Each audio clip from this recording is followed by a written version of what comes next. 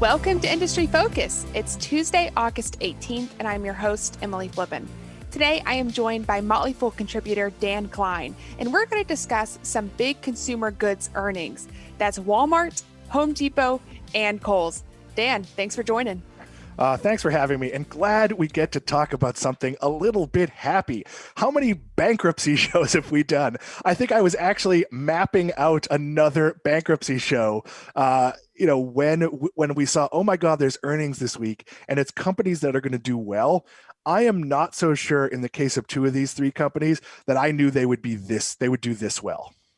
Yeah, it's rare that we have the opportunity here for our consumer goods focus show to talk about something really positive. So I'm excited that today we'll at least put a positive spin on the news we have coming out, although it's really hard to paint any of this news in a negative light. I think Kohl's probably warrants a discussion, but let's start out with probably the one that we knew was going to be great, the most obvious one, and that's Home Depot.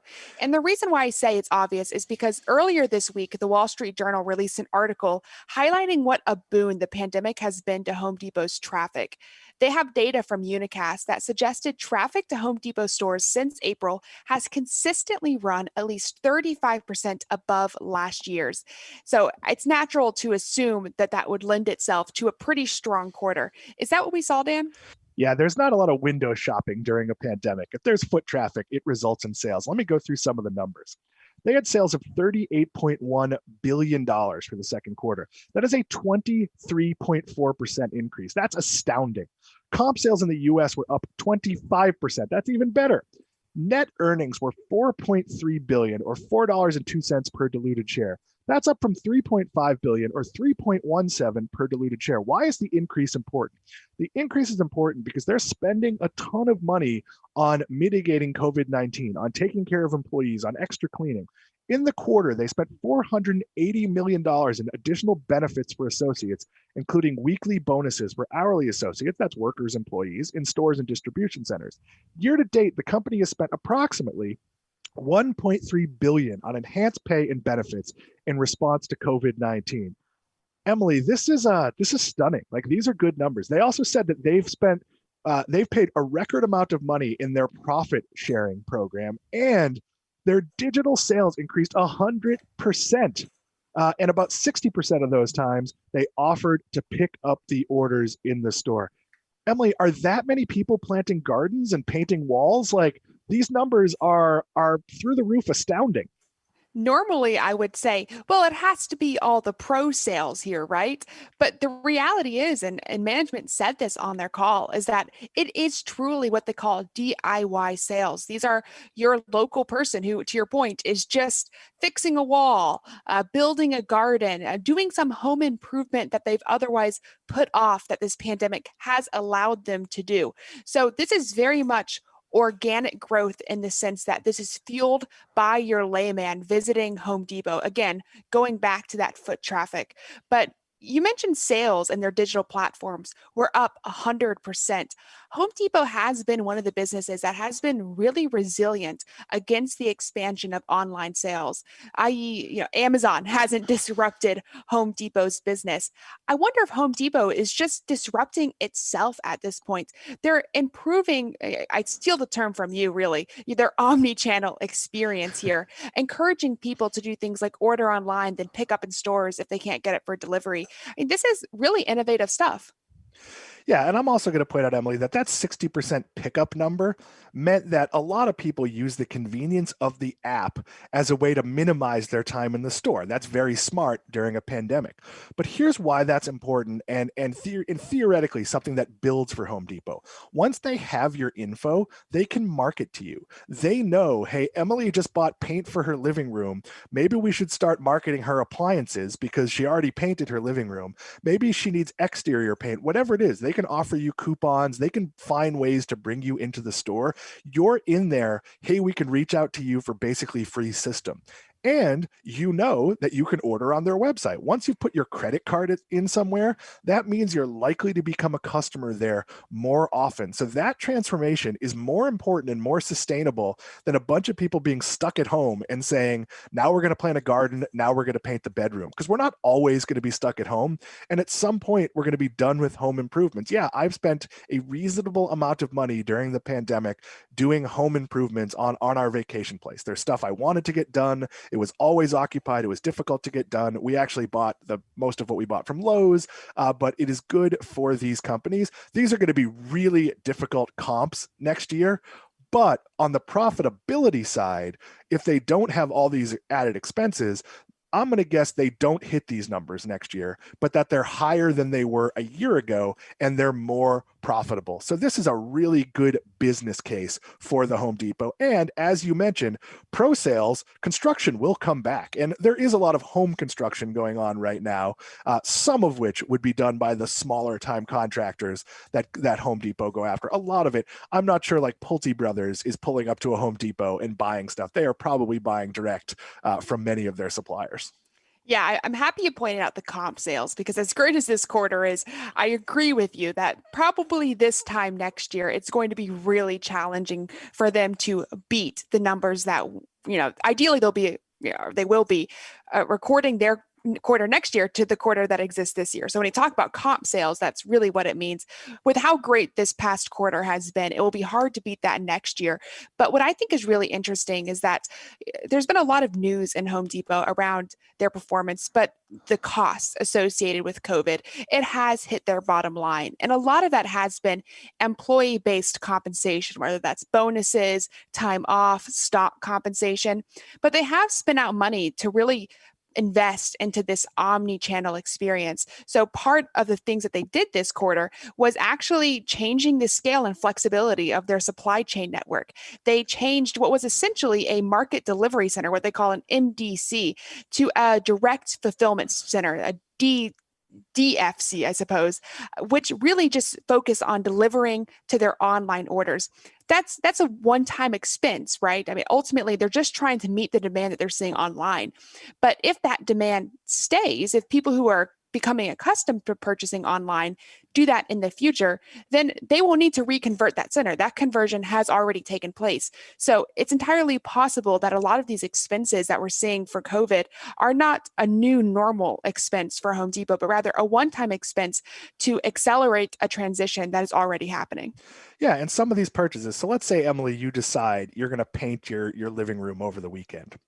Do you really want to drive to Home Depot to pick up paintbrushes and paint? Or would it be easier to just place that order and have it delivered? Or easier to place the order and go pick it up curbside, even if there isn't a pandemic? Because Home Depot is a gigantic store. It's not easy to find things. Having them package your order for you is a benefit. So will there be some pushback? Yeah, after the pandemic, some people that were buying things online, if you're a do-it-yourself person, going to Home Depot for you is like going to a bookstore for me. I understand it. You want to browse, you want to get ideas. That part of the business will move back, but this is pulling forward a lot of digital demand, and it forced them to adjust their supply chain on the fly. We saw a lot of big players, including the next company we're going to talk about, Walmart, do that, and it wasn't easy. There were bumps. We saw even Amazon had some supply issues in the early days of this, but once you sort of build up that muscle, you have a lot of ability to be flexible, and Home Depot had to do it, and they came through it with flying colors. And that's a good place to leave it off, but I'm not going to. I'm going to ask you one more question here. Sorry, not to completely hammer this point home, but as we're talking, I'm seeing some comments coming in talking about how Home Depot is really an Amazon-proof company. I think I agree with that, but it has me thinking here. Would you call Home Depot a recession-proof company too? I'll tell you what, my first instinct is, of course not. We see people spending money on their homes, discretionary income, all of these things fall when the economy does poorly, when the amount of money people make falls, so does theoretically Home Depot sales. But despite unemployment being at all-time highs, Home Depot sales are at all-time highs. It kind of doesn't make sense to me. I don't know how sustainable it is. And some of it was based on people still getting the enhanced unemployment and basically being stuck at home with nothing to do. And look, painting your living room costs money, but it's not that expensive and it brings value. It might also bring you joy to be in a nicer painted room. And that's important right now. I do also think some of this is gardening. Some of this is people who are worried about the food chain, the food supply, which was early in the pandemic, something that got written about, I think a little bit overplayed. When you go to the grocery store and they only have 60% of the meat choice, but they still have four different types of ground beef, that's not really, like being out of like pork shoulder for a week was not as big a problem. But that said, some people said, you know what, I'm bored. I'm going to try my hand at gardening. Maybe this will give me, some hedge against, and oh, hey, I like gardening and now I want better supplies. I want more stuff. I think that was a part of this. There was also a run on appliance sales. If your refrigerator freezer breaks, you have to get a new one, a pandemic or no pandemic, broke or not broke. You have to find a way to do that.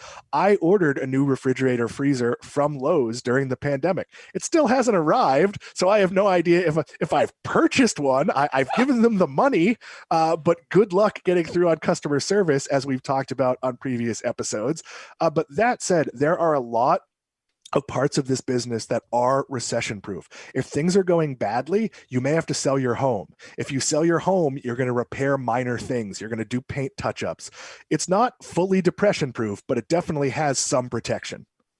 And we're going to move on here to Walmart, but I like that you highlighted the gardening, because while this is not a company we're going to dive into today, if anyone follows this company, Scott's Miracle Grow had a crazy quarter last quarter, declared a special dividend, all because while their Hawthorne division did well, it was mostly because people were just gardening more. Typically, what is a normally really slow growing business grows at the rate of about GDP, which is having a historically insane quarter as people stuck at home decided, hey, maybe I should plant something. So I'm not surprised to see that showing up here in Home Depot either. People are planting things, people are baking bread. But as we talk about Walmart, you asked, is Home Depot recession proof? I'm going to argue that Walmart is, because you have to eat. You have to wear Yes. something. But the rules of society say clothes. Well, I agree with the former. The latter's debatable. Okay, the rules here on Motley Fool Live are you have to wear Yes. something. The rules out in public are generally you have to wear something, though I do live in West Palm Beach, Florida. It's not a strict requirement. The Starbucks I often sit at will have people on their way to the beach that are not wearing that much. But in general, Walmart is a recession-proof company. I'm going to go through some of the numbers. Total revenue came in at $137.7 billion. That's up $7.4 billion or 5.6%. Consolidated operating income was $6.1 billion, up 8.5%. Adjusted operating income in constant currency increased 18.6%, led by strength across all operating segments, including significantly lower losses in Walmart US e-commerce. I would not have predicted that they were still losing money in e-commerce, but that is likely supply chain expenses. US comp sales were up 9.3%, led by strength in general merchandise and food. People are also doing more outside, spending on computers and TVs. That makes sense. We're watching a lot of TV. Our kids are stuck on the computers for school, and cooking more at home. Earnings came in at $1.56 per share. That's 31 cents higher than expected. And Emily, this one is amazing. US e-commerce sales grew 97% with strong results across all channels. Wow, your thoughts? Well, the first thought that comes to mind is Shopify. With I hear that e-commerce channel, they added Shopify as an e-commerce partner. This is something that Walmart has been investing heavily into. And I'm not surprised to see their quarter, be a strong quarter, right? For the general merchandise, for their food. This is expected. And we could honestly have the same conversation we just had about Home Depot, about Walmart, replace a few words, and it would be the same story. But what I really want to take away here is, for me at least, Walmart Plus. And that's not the official name of whatever this ends up being, but essentially it's the Walmart Amazon Prime. Yeah, it's a subscription. And they said that they started testing it in their earnings call at the end of last year. And they really just use it for grocery and consumable delivery. So really building off of that e-commerce presence. But the management well, they didn't provide a ton of color, did provide a little bit more color. Essentially, they said, we've proven this. We think this is going to be successful for us. Our breadth, our availability, our scale makes us, in our eyes, competitive for a premium subscription offering. While we're not quite ready to launch, and we'll give more information at launch, we're going to tell you that we are, in fact, moving forward with this, which backs up a lot of the articles that we saw coming out over the past month or so. So, building on what was a really strong quarter for Walmart, do you think this is a good use of money? Do you think a premium Walmart subscription will succeed? So let me assume that it's going to be based around grocery delivery or same day delivery in general. And I do think there has been a tidal switch. Not that we're going to stop going to grocery stores, because I've enjoyed being able to go pick my own items and get back into a Whole Foods, get back into a Publix, decide what I'm going to make for dinner on a day by day basis. Not that I do that every day, but that said, I've always been an Instacart customer. And when I'm busy, I place an order, or if I'm sitting at home and I don't have time to get lunch, I might place a Whole Foods order so I could tack on some sushi or whatever it is I want for lunch. And they often screw that up and you get not exactly what you want, which can be a problem. But that said, I do think more people have adopted that, and Walmart has the potential to be a player. So if they're going to charge $49.99 and I get same day 2-hour grocery delivery service, and that's less than half the price of Instacart, there is value there. Target also does this as well and can compete, and they offer it for less money, though I don't know if there's a ship subscription or you always pay per time. But that said, this is a crowded space. I actually think Walmart would be better off staying with a $4.99 per order or a $2.99 per order. I'm not against them offering this. I just don't think it's a game changer. I think it's a person who realizes, hey, I order from Walmart twice a week. Why don't I just pay for this because it'll be cheaper? I think that ship has sailed. When they got rid of this same offer when they bought jet.com and said, we're going to do 2-day shipping for free as long as you spend $35. That was the move. Going back to some sort of premium service, even if it's, look, we'll deliver you anything in a Walmart same day. I think that's a niche. I think it's a nice little product offering, but it's not a big chain. It's not a game changer for me. Maybe I just haven't been around the block long enough because I really wasn't actively following Walmart when they did make that acquisition, that expensive acquisition for Jet. So I'm new, right? I'm coming in with a fresh face, which could really leave me in position to get burned by this statement, but I'm making it anyway. I think this succeeds. And I finally found the quote I was looking for earlier. Here's a quote from management that they said about this launch during their earnings call today. They said, we think that it's not just about food and consumables. We think the assortment breadth and our ability to deliver with speed nationally, combined with a few other benefits, will result in a compelling proposition. And to me, I feel like the emphasis should be on the few other benefits. In my mind, I kind of agree with you. If they just end up going with some sort of grocery delivery, what really is the value there? But when I see Walmart investing into healthcare, investing into their e-commerce channel with third parties, I think to myself, maybe there is value that they can provide that Amazon can't. That would make me a paying Amazon Prime subscriber. And I am very frugal. I do not spend money easily, right? Maybe there will be something they can provide that will make me want to switch my Amazon Prime membership to Walmart. Now, it's a big statement. I don't know what that looks like yet, but I'm not ready to write it off entirely. So if there's a healthcare component to this, that could be a game changer. I think mostly what they're focusing on is this won't just be grocery delivery. It will be full store delivery. And hey, that's great. If I don't feel well, I have a touch of the flu and I need some tissues, some chicken soup, some NyQuil, whatever it is, and I could put together a little order and it shows up in 90 minutes, that's fabulous. It's also a really small niche because you know what people like doing? They like going to stores. And there are times, not now, but there are times when it's inconvenient to go to a store and it's great to have a service like this. Look, I needed some cables earlier today and I just bought them from Amazon because they'll be there tomorrow. Could I have driven over to Best Buy? I could have, but I'm doing a lot of shows today and it's difficult to have the time to do that. And do I want to take my time at night to do something where if I wait like 16 hours, it will be there? So might I have placed that order from Walmart if they had those items and they would deliver me in 2 hours? I might have. Amazon will answer whatever they're doing. And my guess is they'll take it a step further because the one thing you could say with Amazon is your Prime membership gets you hundreds of millions of items delivered on a 1 or 2 day basis, while for Walmart, it's only a few million items. Now, if they increase that to the full depth and breadth of the local store, good luck with that, because their ability to handle the 2 or 3 million items and do it efficiently. Look, I've detailed my problems with, hey, order this, pick it up in the store, we'll send you an email when it comes in, and it's like 6 days later and it was supposed to be that day. They have not quite figured this out. I'm very confident in Mark Lowry, who runs he was the Jet.com founder. He runs their e-commerce operations. They'll get there, but I think it's going to take a while, and I think it's going to give Amazon plenty of time to make sure they adjust their offering along with it. Yeah, that's fair enough. And if history is telling, you don't want to be going up against Amazon, right? With the money and the expanse that Amazon has, they are truly a formidable competitor. But we'll see what happens. Not ready to switch my subscription just yet. Well, So, Walmart has showed they can compete, and that's really yeah. important. You weren't talking about Walmart in grocery 6 months ago, and now we're talking about how maybe Kroger can't compete with Walmart. That is a systemic game change. That's a very, very good point. And we're all not Berkshire Hathaway upping our stake in Kroger right now.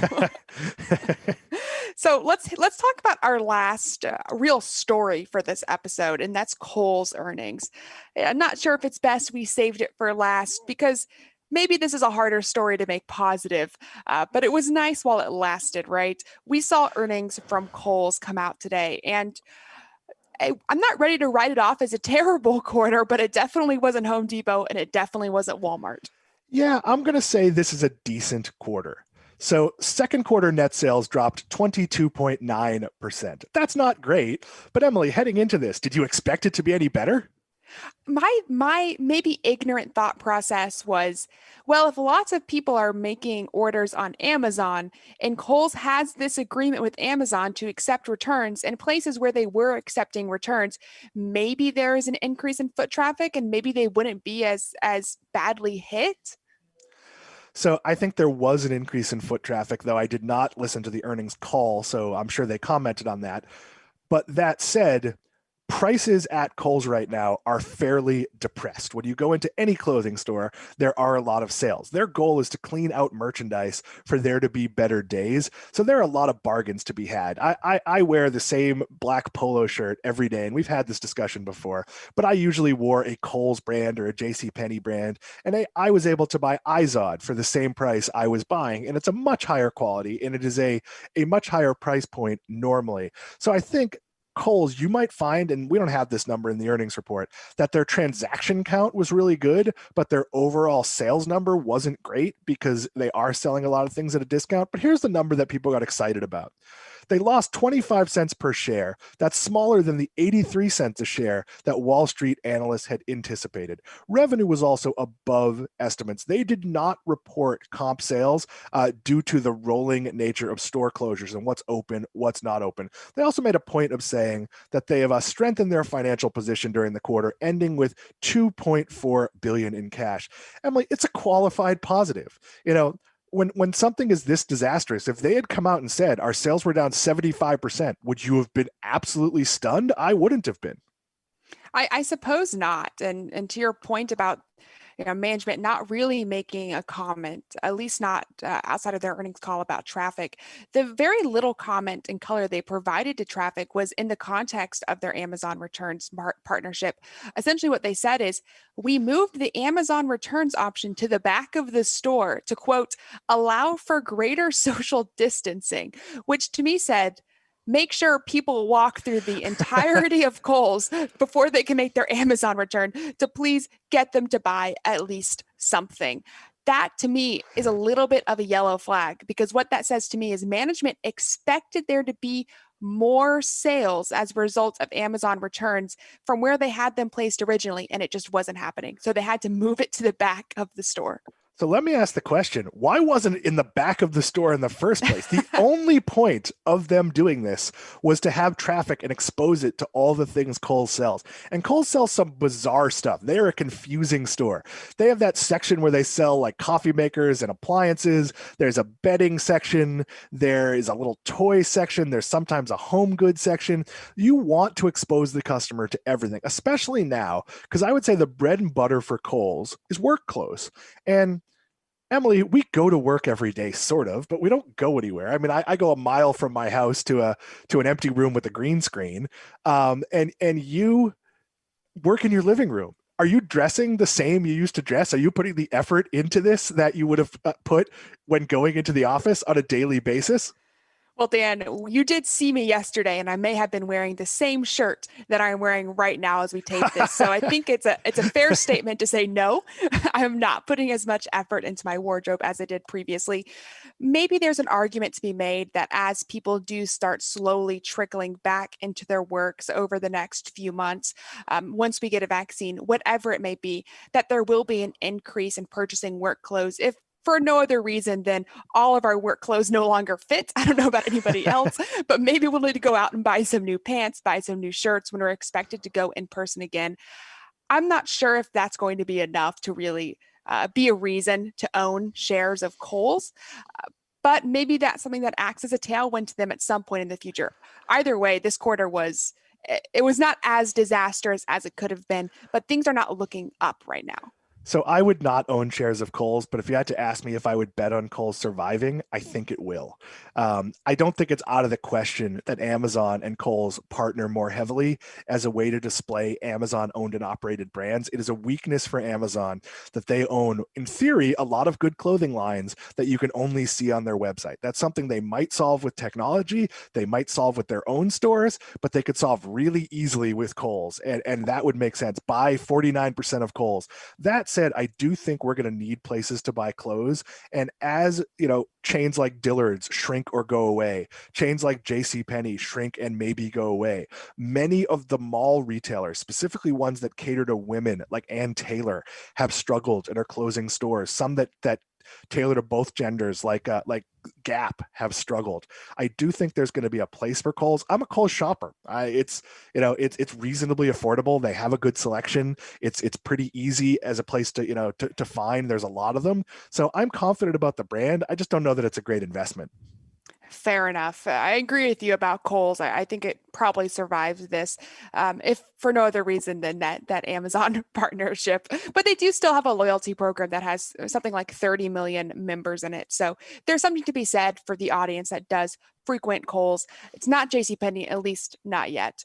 And before we wrap up today's show, I know we wanted to give a little bit of I'm not going to officially call it an earnings preview, but we're going to discuss Target. Target is reporting, I believe, in the morning tomorrow, Wednesday, the 19th.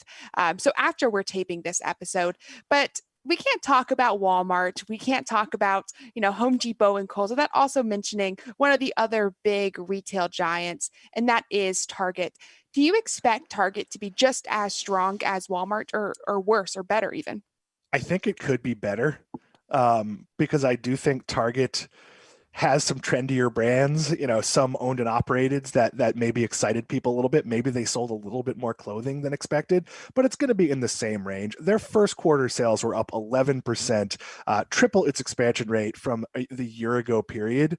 Obviously, they've had some expenses in terms of COVID-19, but they were also well positioned, owning Shipt with their ability to do delivery, to do curbside pickup. I don't think people think Target for grocery as much as they think Walmart, and it depends where you are. If you have a redone Target that has the full sort of grocery remake, it absolutely lives up to any other grocery store.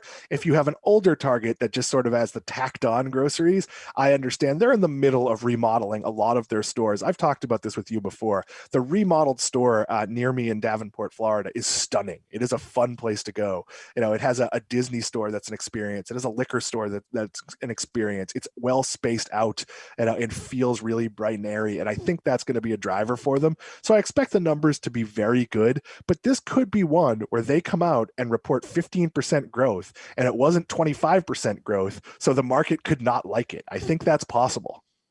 I think that's possible too. I would also just express some concern about, we talked about clothing. A fair amount of what attracts people to go to Targets, especially with foot traffic, is their clothing offerings. And if people simply aren't buying as much clothing or aren't, feeling the need to walk around a Target the way they were pre-pandemic, then that could also potentially negatively affect them.